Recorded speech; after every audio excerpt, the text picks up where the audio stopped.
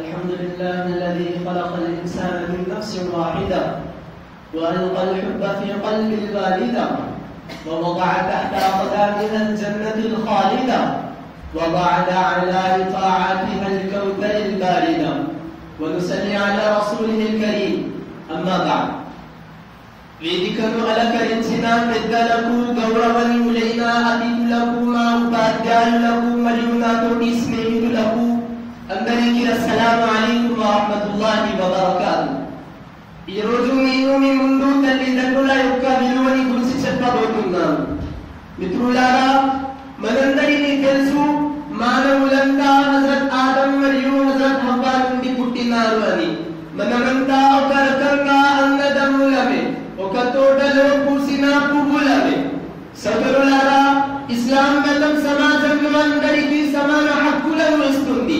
పిల్లలు తమ తల్లిదండ్రులతో, అన్నదమ్ములు తమ అక్క చెల్లెలతో మంచిగా ఉండవలెనని ఖురాన్ చెప్తుంది. తల్లిదండ్రులు తమ పిల్లలను మంచి వీరులుగా తీర్చిదిద్దాలని మరియు పిల్లలు కూడా తమ తల్లిదండ్రులతో ప్రేమను రాగాలతో మెలగాలని ఇస్లాం ఆజ్ఞాపిస్తుంది. మనం మన తల్లిదండ్రుల యొక్క రుణం ఎప్పటికీ తీర్చలేము. మిత్రులారా, ఖురాన్లో అల్లాహ్ సుబ్హానహు వ తఆలా కనీసం 18 సార్లు తల్లిదండ్రుల ప్రస్తావన తెచ్చారు. ఎక్కడైతే అల్లాహ్ను ఆరాధించమని ఖురాన్లో చెప్పబడిందో అక్కడే తల్లిదండ్రుల విలువని గురించి కూడా చెప్పబడింది. అల్లాహ్ సుబ్హానహు వ తఆలా ఖురాన్లో ఈ విధంగా ఆదేశించారు, వఖదా రబ్బుక అల్లా తఅబుదు ఇల్లా ఇయ్యాహు వ బిల్ వాలిదైని ఇహ్సానా. అనగా ఓ ప్రజలారా, మీరు అల్లాహ్ని తప్ప ఎవరిని పూజించవద్దు మరియు మీ తల్లిదండ్రులతో మంచిగా మెలగండి. మరొక చోట ఖురాన్లో అల్లాహ్ సుబ్హానహు వ తఆలా ఈ విధంగా సెలవిచ్చారు, వవస్సైనల్ ఇన్సాన బివాలిదైహి హమలతు ఉమ్ముహు వహనన్ అలా వహనిన్ వఫిసాలుహు ఫీ ఆమైన్ అనిష్కుర్ లీ వలివాలిదైహి. మేము మిమ్మల్ని ఆజ్ఞాపిస్తున్నాము తల్లిదండ్రులతో సఖ్యతగా ఉండమని.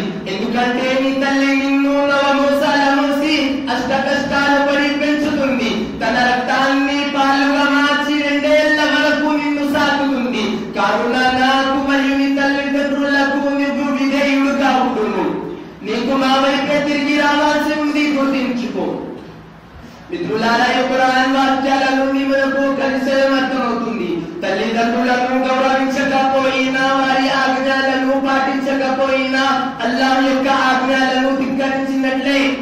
కాబట్టి మనం ఎల్లప్పుడూ మన తల్లిదండ్రులను సంతోష పెట్టాలి. వాళ్ళ మనసుకు ఎప్పుడు బాధ కలిగించకూడదు. వాళ్ళ అవసరాలను మరియు ఆజ్ఞలను నవ్వుతూ తీర్చాలి, కోపగించుకోకూడదు.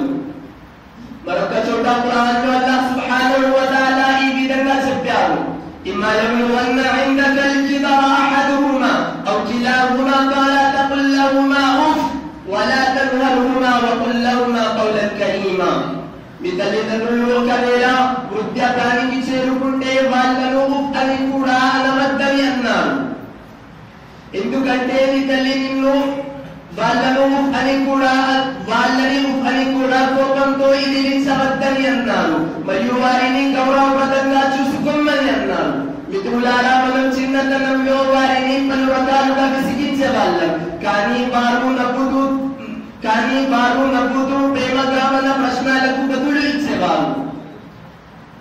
ఒక సమావేశంలో హజరత్ అబూ హురైరా రలియల్లాహు అన్హు ఇలా అన్నారు, మన ప్రియ ప్రవక్త హజరత్ ముహమ్మద్ సల్లల్లాహు అలైహి వసల్లం ఎప్పుడు ఎవరిని శపించలేరు. కానీ ఒక్కసారి ఇలా అన్నారు, తనునాశనం అబ్బుగాక, తనునాశనం అబ్బుగాక, తనునాశనం అబ్బుగాక. నేను అప్పుడు అడిగాను, ఓ ప్రవక్త, ఎవరు నాశనం అవ్వాలి అంటే ప్రియ ప్రవక్త హజరత్ ముహమ్మద్ సల్లల్లాహు అలైహి వసల్లం ఇలా అన్నారు, ఎవరైతే తమ తల్లిదండ్రులను వృద్ధాప్యంలో పొంది వారి సేవ చేసి అల్లాహ్ మెప్పుకుంది స్వర్గం పొందలేకపోతారు, వారు నాశనం గాక ఇంకేమవుతారు అని అన్నారు. కావున మిత్రులారా, మనం మన తల్లిదండ్రుల యొక్క ప్రాముఖ్యతను గుర్తించాలి. ముఖ్యంగా మన తల్లి మన కోసం ఎన్నో నిద్రలేని రాత్రులు గడిపింది. మనల్ని కని పెంచడానికి ఎన్నో కష్టాలు పడింది. మనం ఎప్పుడు ఏడిస్తే అప్పుడు పాలు పట్టి మనల్ని చూపెట్టి మనం నిద్రపోయే వరకు తను నిద్రపోయేది కాదు. ఇక తండ్రి గురించి ఏం చెప్పరు. ఒక చాక్లెటా, ఒక బిస్కెటా, మనం ఏది అడిగినా కాదనకుండా సమకూర్చేవారు. తను రాత్రి మవళ్ళు కష్టపడి మనల్ని చదివించి విద్యాబుద్ధులు నేర్పి ప్రయోజకుడిగా చేసిన మన తండ్రి రుణం ఎలా తీర్చుకోగలం? చివరికి నేను అల్లాహ్ సుబ్హానహు వ తఆలాతో ప్రార్థన చేస్తున్నాను, అల్లాహ్ సుబ్హానహు వ తఆలా మనందరినీ తల్లిదండ్రుల సేవ చేసే అవకాశాన్ని కలిగించుగాక. వమా తౌఫీఖి ఇల్లా బిల్లాహ్.